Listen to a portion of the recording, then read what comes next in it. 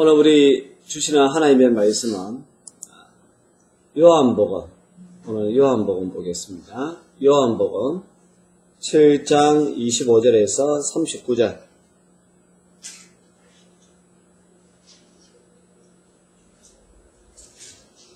요한복음 7장 25절에서 39절 제가 읽어드리겠습니다.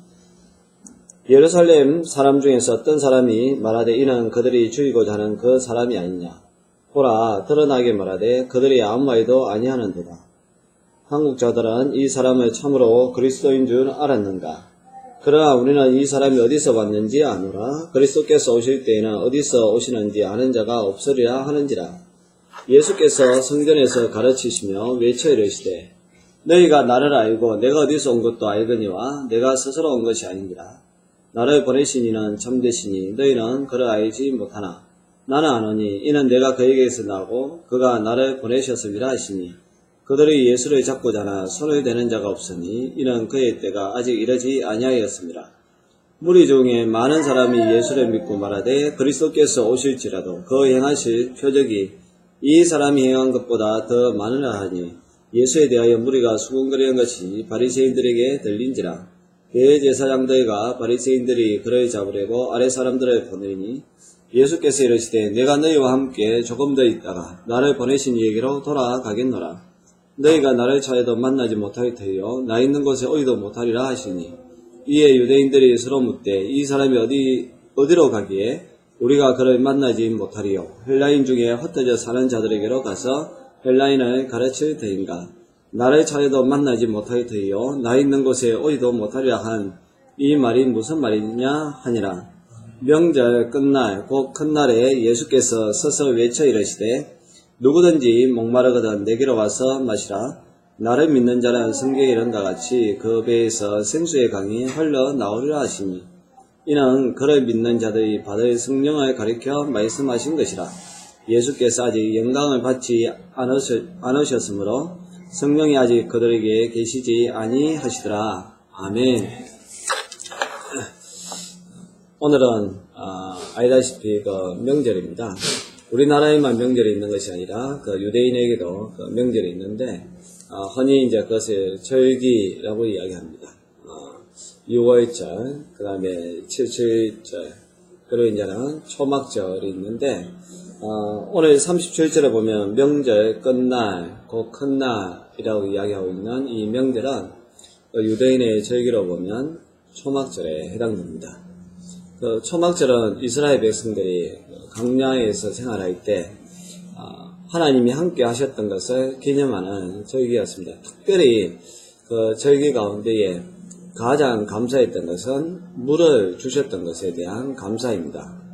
초막절은 일주일 동안 계속되었는데 그 기간 동안에 중요하게 행했던 종교의식이 뭐냐 하면 하루에 한 번씩 기혼 샘이라는 곳이 있습니다. 그곳에서 물을 떠다가 제단에 부었습니다. 그것은 곧 기후제와 같은 것으로서 그 해에 많은 비가 내려서 풍년이 들기를 기원하는 그러한 의식이었는데, 이스라엘은 물이 귀한 나라입니다. 그래서 이제 초막절 행사에 신경을 많이 썼고, 또 초막절을 잘 지켜야 비가 많이 와서 풍년이 들 거라고 생각을 했습니다. 이 초막절 기간에 예수님께서 성전에 올라가셔서 외치신 말씀이 37절과 38절에 있는 말씀입니다. 누구든지 목마르거든 내게로 와서 마시라. 나를 믿는 자는 성경에 이른같이 그 배에서 생수의 강이 흘러나오리라 라는 말씀인데요. 예수님께 나올 때에 진정한 기근이 없어진다는 그런 의미입니다. 이 앞서 본문에 보면 무리들과 종교 지도자들이 서로 논쟁하게 되는데요. 그 논쟁의 이유가 뭐냐면 도대체 예수님이 어떤 분이신가. 한쪽에 부르는 예수님을 그리스도, 지금까지 우리가 기다리고 있었던 메시아라고 생각하고 영접하고자 했습니다. 예수님의 어떤 가르치심이라든지 행하시는 그러한 기적을 볼 때에 그리스도가 아니고서는 도저히 그렇게 할 수가 없다라고 생각을 했기 때문입니다. 근데 또 한쪽의 부류에서는 예수님이 그리스도가 될 리가 없다라고 이야기합니다. 왜냐하면 예수님의 그 출신이 목수의 아들이고 또 갈릴리 시골 출신이기 때문에 41절에 있는 말씀처럼 그리스도가 어찌 갈릴리에서 나오겠느냐. 그 아주 시골 동네, 그리고 배우지도 못하는, 그리고 또 이제 이방 사람들이 섞여 사는 그러한 동네에서 어떻게 나올 수 있겠느냐 라고 또 이제 반론을 펼치는 것입니다. 그리스도는 어디서 오는지 모르지만 좀 신비로운 그러한 분이어야 된다라고 생각을 했던 것이죠. 더구나 예수님이 안식일에 38년 된 병자를 고치시는 것을 보고 또 안식일법을 어겼다라고 이야기합니다. 그냥 안식일에는 일을 하면 안 되는데 심지어 병을 고치는 것조차도 일이라고 생각을 했기 때문에 그리스도라면 어떻게 안식일을 범할 수가 있느냐. 그러니까 이제 그리스도가 아니다라고 이야기를 하면서 예수님을 배척했던 사람들이 있습니다. 예수님을 이처럼 인간적인 눈으로 바라보면 제대로 알 수가 없습니다. 그러나 24절에서 예수님이 이렇게 말씀하십니다. 외모로 판단하지 말고 공의롭게 판단을 하라. 겉모양만 보고 판단하지 말고 예수님의 본체가 누구인지 제대로 알아야 한다는 것이죠. 예수님이 안식일에 이 병자를 고치신 거, 이 바리새인들의 눈에 봤을 때에 그런 율법을 어긴 것인데 왜 예수님께서 그렇게 고쳤을까? 그 의도를 잘 알아야 한다는 것이죠. 예수님이 누구시기에 안식일에 병을 고치시겠습니까? 28절과 29절 말씀을 보면 예수님이 이렇게 외쳐 이르시되라고 되어 있는데요. 너희가 나를 알고 내가 어디서 온 것도 알거니와 내가 스스로 온 것이 아니라 나를 보내신 이는 참되시니 너희는 그를 알지 못하나 나는 아노니 이는 내가 그에게서 났고 그가 나를 보내셨습니다. 라는 말씀이 있습니다. 여기에서 그라는 것은 하나님입니다. 예수님은 하나님에게서 났고 하나님께 보내심을 받았습니다. 예수님은 하나님께로 오신 하나님의 아들입니다. 이것이 이 본문의 핵심이고 또 성경의 핵심이라는 거죠. 예수님이 안식일에 병을 고치신 이유는 23절에 있는 그 말씀처럼 모세의 율법을 범하지 아니하려고 사람이 안식일에도 할례를 받는 일이 있거든 내가 안식일에 사람의 전신을 건전하게 한 것으로 너희가 내게 노여하느냐. 지금 예수님이 유대인들은 안식일에도 할례를 행한다는 거죠. 여러분이 병을 고치는 것도 사람의 몸을 만지는 거기 때문에 일어나는 거기 때문에 못하게 하잖아요. 이 할례라는 것도 이제 이 남성의 그 성기를 갖다 표피를 잘라내는 거죠. 똑같은 일이지 않습니까? 그런데 유대인들은 태어난 지 8일 만에 이제 할례를 해야 되는데 태어난 지 8일이 되는 날이 안식일이 걸릴 수 있잖아요. 어떻게 보면 율법적으로 보면 그 안식일에는 하면 안 된다는 거예요. 근데 그들은 율법에 의해서 태어난 지 8일 만에 할례를 해야 되기 때문에 그 8일 날이 비록 안식일에 할지라도 그들은 표피를 잘랐다는 겁니다. 결국 가면 단순히 일하는 그 관점에서 본다라면 바리새인들도 율법을 어긴 거죠. 유대인들도 어떻게 보면 율법을 어긴 거라고 합니다. 그런 관점에서 예수님이 안식일에 이 38년 된 그 병자를 고치는 사건이 이제 앞쪽에 나오고 있는데, 그러니까 고통받고 있는 그 사람을 우리 주님이 고쳐주신 거, 더군다나 또 예수님이 직접 막 몸을 만져주고 막 그렇게 한 게 아니잖아요.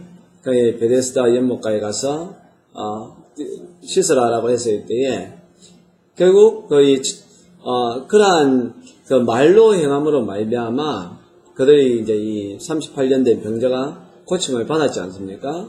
그런 관점을 본다라면 누가 더 일을 한 거냐는 거예요. 그러니까 예수님은 말씀을 통해서 그 사람을 고치신 거고, 그 유대인들은 실제적으로 이 할례를 행하려면 이 육체의 노동을 해야 되지 않습니까?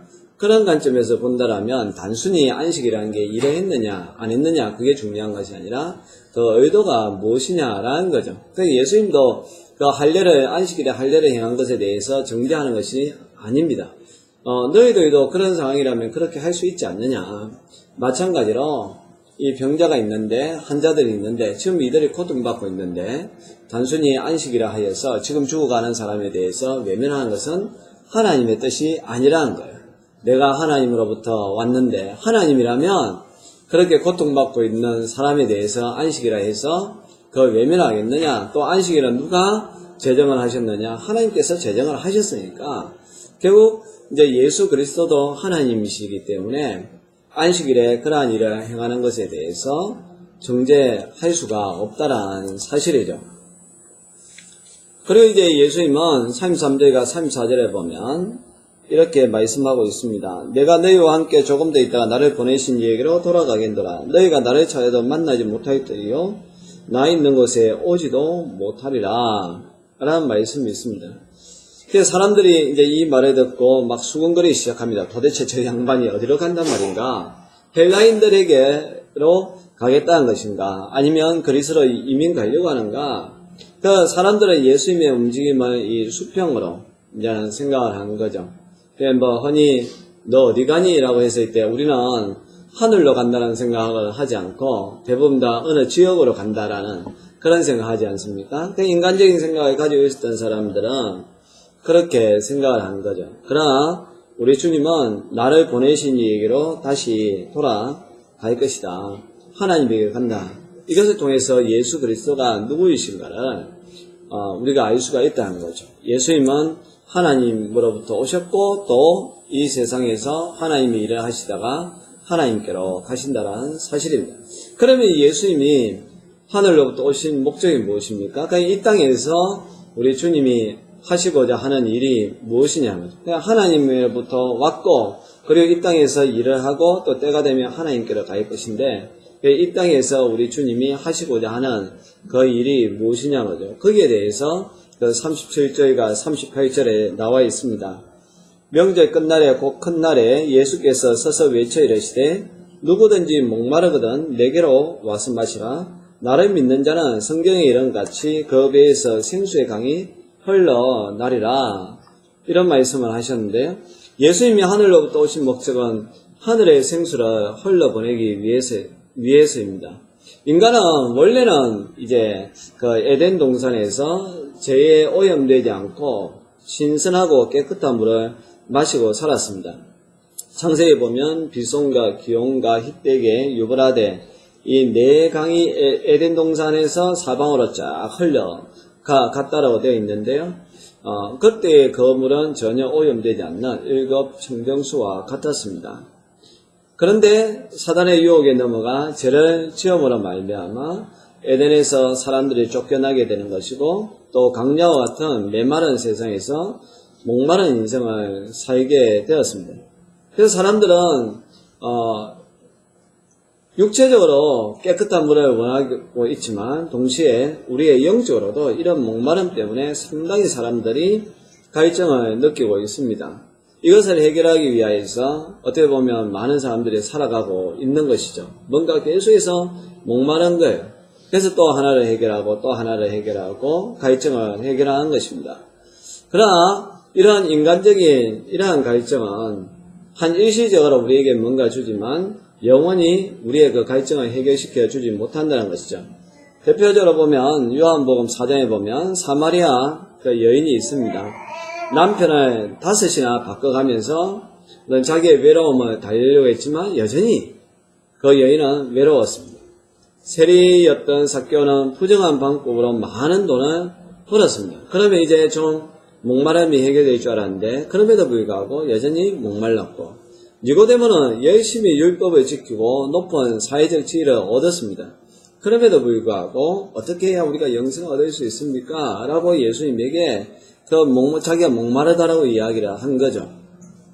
결국 무엇입니까? 우리 인간적인 이러한 노력을 통해서 우리의 목마름의 문제를 완전히 해결해 주지 못한다는 거죠.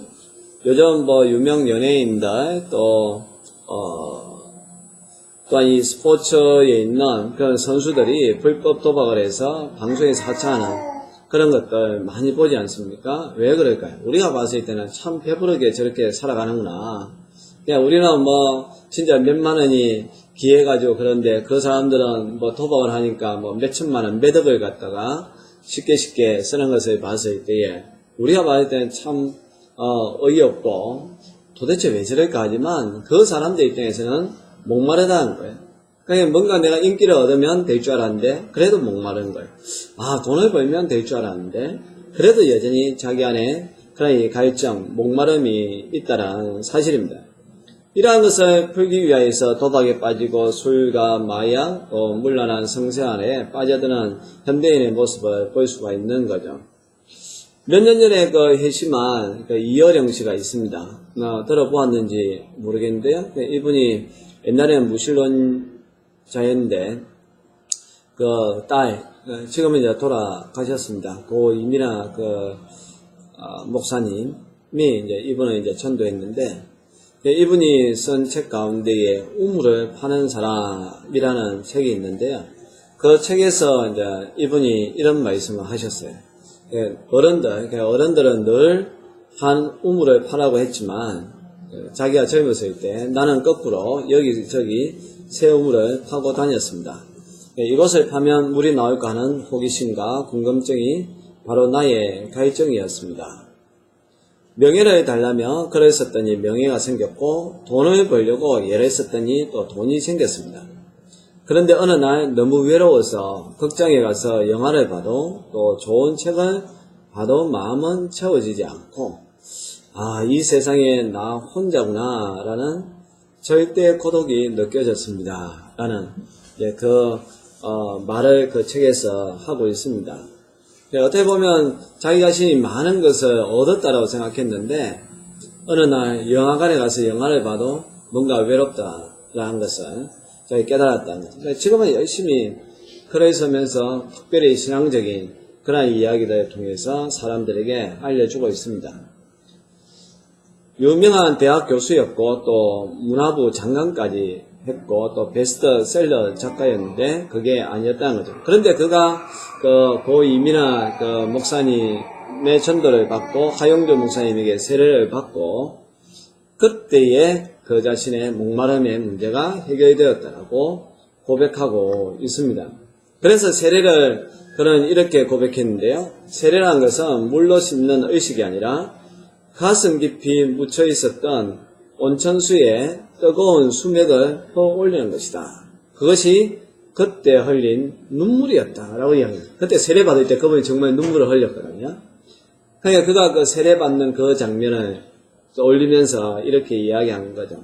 세례하는 것이 물로 단순히 씻는 그런 의식이 아니라 가슴 깊이 이 온천수가 있었는데 그게 터지지 않았다는 거예요.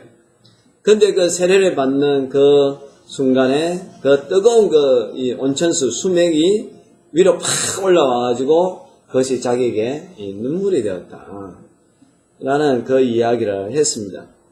무슨 말이겠습니까? 생수의 근원이 되시는 예수님이 비로소 이 수맥을 잡아주고 생수를 올려 주셨다라는 것이죠. 일찍이 예레미야 선지자가 인간의 목마른 이유를 예레미야 2장 13절에서 이렇게 이야기하고 있는데요. 내 백성이 두 가지 악을 행하였는데 곧 그들이 생수의 근원이 되는 나를 버린 것과 스스로 웅덩이를 판 것인데 그것은 그 물을 가두지 못하는 터진 웅덩이니라. 왜 인간이 목마르냐? 생수의 근원 되는 여호와 나를 버렸다는 거예요. 그러니까 결국 목마를 수밖에 없다라는 사실이죠. 그래서 예수님이 누구든지 목마르거든 내게로 와서 마시라. 나를 믿는 자는 성경에 이런 같이 그 배에서 생수의 강이 흘러 나오리라 라고 이야기하고 있는 거죠. 지금까지는 이 초막절에 매일매일 기온샘에서 제사장들이 물을 부어가지고 그걸 제단에 부으면서 기우제를 드렸잖아요. 하나님이 많은 비를 내려서 풍년이 되게끔 해달라고. 그걸 보고 이제 예수님이 하시는 말씀이죠. 물론 기우제를 그렇게 드림으로 말미암아 하늘에서 많은 비를 내려주겠지만 그렇다 해가지고 그 비가 너희들의 그 영적인 목마름을 해결해 줄 수가 있겠느냐. 진짜 우리 인생에서 중요한 것은 먹고 사는 문제를 넘어서서 이 영적인 목마름, 그걸 해결을 해야 된다는 거예요. 그걸 해결하는 방법을 알려주겠다는 거예요. 내게로 와서 마시라. 그리고 그 배에서 생수의 강이 흘러 나오도록 해주겠다라고 이야기를 하는 것입니다. 여기에서 이제 특히 우리가 생각해야 될 것은 내 배. 이 배가 뭐냐? 배라는 건 진짜 이 배예요, 이 배. 이 배를 이야기하는데, 이 배라는 것은 내 마음 깊은 곳을 의미합니다. 그 유대인들의 관점에 봤을 때 이 배는 단순히 어떤 육체의 뭐 중심의 그런 것이 아니라 하나의 마음의 깊은 곳을 의미할 때에 배라는 표현을 쓴다는 거죠. 예수님의 생수는 내 마음 깊은 곳을 터치하고 충족시켜주는 영혼의 안반수와 같다는 겁니다. 마치 모세가 지팡이를 가지고 바위를 쳤을 때 거기에서 생수가 터져 나온 것처럼 우리가 예수님을 영접하는 그 순간에 우리에게도 생수가 터져 나온다는 거죠. 그래서 바울은 이것을 깨닫고 고린도전서 10장 4절에 이렇게 이야기합니다. 이스라엘 백성들이 광야에서 다 같은 신령한 음료를 마셨으니 이는 그들을 따르는 신령한 반석으로 마셨음에 그 반석이 누구냐? 곧 그리스도시라 라고 했습니다. 모세가 막대기로 반석을 쳐서 물이 쏟아졌는데 그 반석이 바로 예수님이라는 사실입니다. 39절에 특별히 이렇게 이야기합니다. 이는 그를 믿는 자들이 받을 성령을 가리켜 말씀하신 것이라. 생수의 강이라고 했을 때 그 생수의 강은 성령님을 이야기한다는 것이죠. 그런데 아직까지는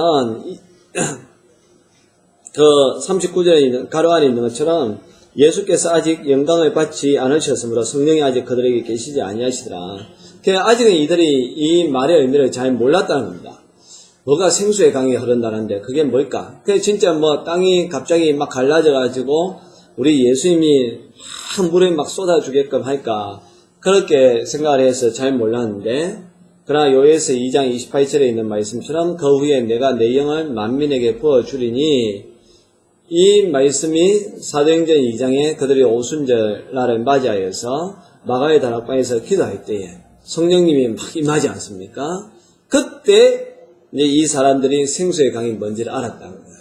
아, 성령님이시구나. 그래서 성령님이 자기 안에 있으니까 정말로 늘 날마다 기쁨이 충만하고, 우리가 목마를 때 물 한 잔 마시면 얼마나 시원해요? 그런 것처럼 성령님이 우리 속에 있으니까 언제나 내 삶이 프레시, 신선하고 또 시원하고 했다란 사실입니다. 그래서 우리가, 인생을 살아갈 때에 가장 중요한 게 뭐냐? 생수의 근원 되시는 예수님을 만나야 된다는 것이죠. 명절은 좋은 날 아닙니까? 명절이 왜 좋아요? 좋아하는 사람들과 함께 있기 때문에 좋지만 또 다르게 이야기하면 많이 먹으니까 좋잖아요. 평소에 못 먹었던가.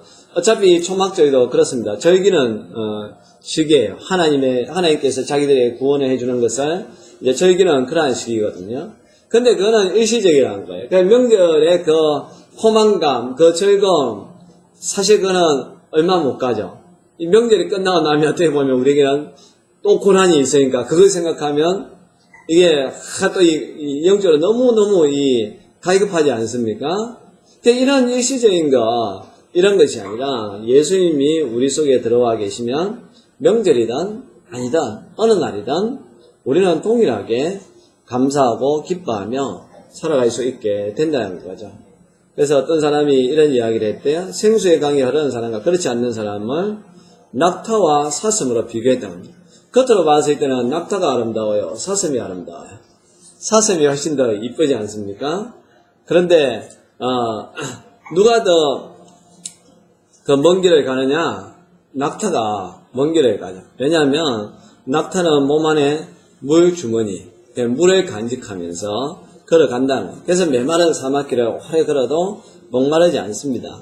그러나 사슴은 몸 안에 물을 저장할 공간이 없기 때문에 항상 목말라요. 조금만 뛰어도 또 물을 찾아가고 또 조금만 뛰어도 물을 찾아간다는 거예요.